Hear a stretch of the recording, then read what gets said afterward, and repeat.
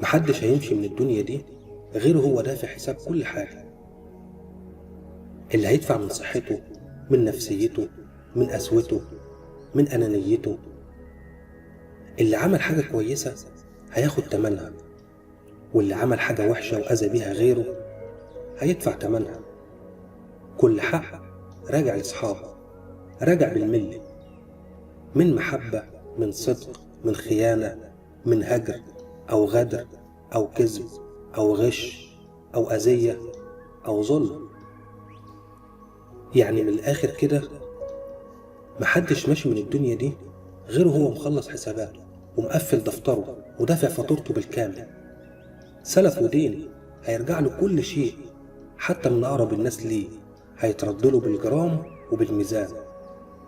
محدش هيمشي غير هو دافع من أعصابه كل جرح سببه لغيره، وكل كلمة قالها وذبح بيها شعور أو كسر بيها خاطر ونفسية غيره، ونايم حد مقهور وتايه ومتشتت وضايع وغرقان في دموعه.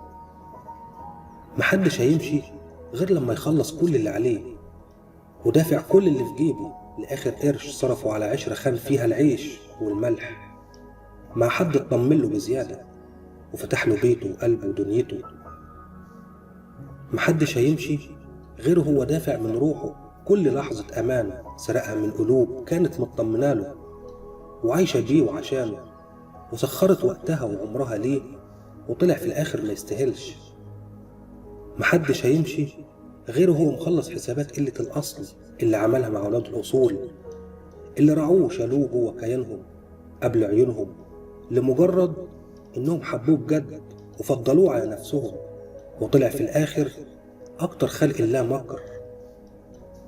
اطمنوا، كله هيدفع الحساب. ما تفكرش اللي ظلمك هيعيش العمر كله متصان ومنعم ومتهنى، هي بس مسألة وقت، ومع الوقت هتشوف نزيف قلوبهم قبل نزيف عيونهم. محدش هيمشي قبل ما يقفل حسابه للآخر ويدفع الفواتير اللي عليه من ظلم أو أذية أو كسرة قلب. دمتم بخير.